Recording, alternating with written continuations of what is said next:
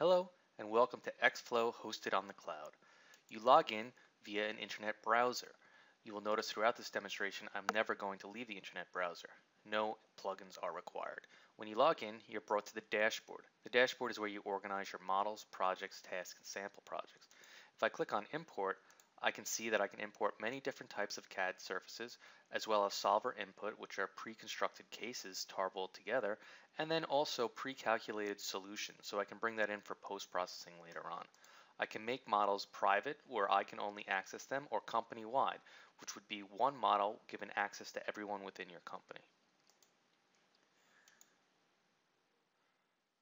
Projects can be organized by name, version, updated date. Each is given an icon image, created, and status. I see if I edit a project, I can actually share it with individual users within my company by ticking the box next to their name. I'm going to open a project now. By clicking on the link, you'll see the project opens in a new tab. I can have as many projects open in different tabs as I'd like, and I can have as many processes running in each project as I would like. Theoretically, the number of CPUs are unlimited. As you see here, the Workflow Manager contains a visual representation of each step in the workflow. Each node is a step, in this case, import, XFlow solver, and results. I can double click on any node to load it. I can rotate the model with left click, zoom in and out with the middle mouse wheel button, and translate with right click. I can turn on edges and vertices as well as tessellation.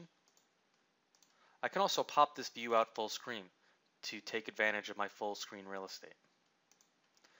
Taking a look at the XFlow solver node, I see I have a menu for environment, materials, geometry, and simulation. There are many options available in the environment tab, but for the proof of concept, many only have one option available. But you can change the kernel from 2D to 3D. You can come and set the tunnel box. You can either move these sliders in screen to automatically size it, or come and set the sizing in the table directly. Press close to confirm the tunnel size and position. I've set 10 for the X velocity law. Now I'm going to collapse environment, show materials. I've selected air. You can change all these material properties. For the geometry, we create groups in screen. So if I edit this group, I can see that all these faces are selected.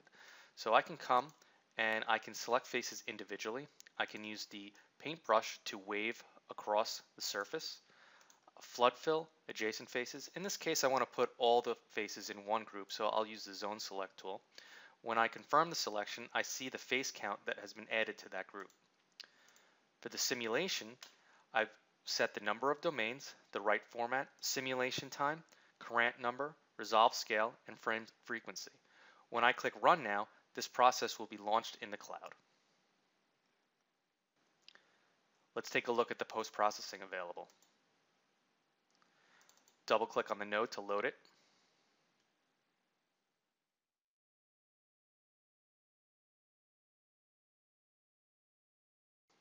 With the results loaded, I could use the keyboard shortcuts to orient the view as I like. Keyboard shortcuts are hidden by the question mark.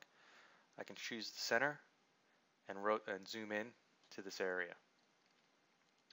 You can see in the results I've created some custom geometry such as planes and lines, which I use for seeds for the streamlines. I have a surface plots where I put section and I can choose from all the variables available, as well as creating standard geometry surfaces. Streamlines, glyphs, and isosurfaces are also available, as well as creating 2D plots and tables and surface and volume integrals. We can also create animations where we not only cycle through the save states, but also change the camera. Here I've created one with 3 different camera views. I can click on view and I can see this animation. This is all rendered and created within the web browser. I can also pop out this animation full screen.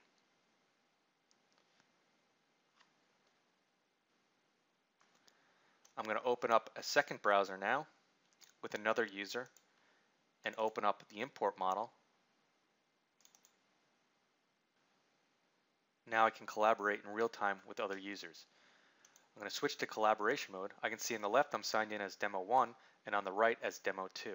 If I click on the Demo 2 user, I can start a conversation. They'll be notified that a new conversation has started, and they can chat back. I can also share the model that I'm working on. They'll be provided with a link. If they click on the link, the model will open. Now when I rotate my model, it rotates on their screen. I can also use the annotation tools to draw on screen and even type a message. I can now pass control of this model to the other user. And now when they rotate or zoom in on screen, or even draw their own annotations, it pops up back on my screen. Thank you for taking the time to view this demo. If you have any questions, please email me at lycke@ciespace.com.